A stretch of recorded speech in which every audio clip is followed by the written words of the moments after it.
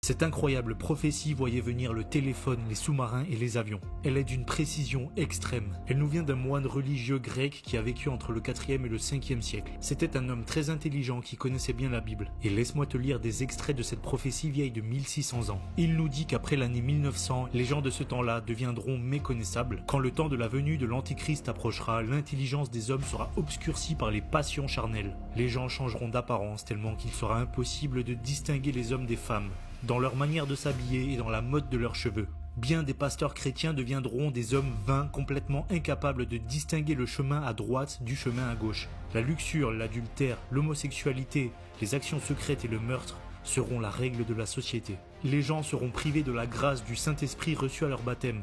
Malheur aux chrétiens qui resteront sur la terre à ce moment-là. Il n'y aura plus personne pour leur montrer la lumière de la vérité. Tout ça résultera du fait que l'Antichrist voudra être le Seigneur de toutes choses. L'Antichrist donnera aussi au pauvre homme une sagesse dépravée pour découvrir une manière par laquelle un homme puisse mener une conversation avec un autre d'un bout à l'autre de la terre. En ce temps-là aussi, les hommes voleront dans les airs comme des oiseaux et descendront au sein de l'océan comme des poissons. Lorsqu'ils en seront là, ces gens malheureux passeront leur vie dans le confort sans savoir que c'est une supercherie de Satan.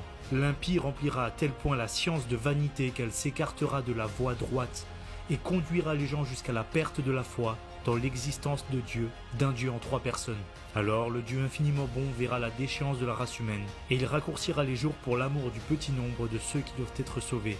Voilà ce que des hommes de Dieu remplis de sagesse et de Saint-Esprit peuvent prophétiser 1600 ans en avance, en prenant pour base les écritures bibliques qui sont intemporelles.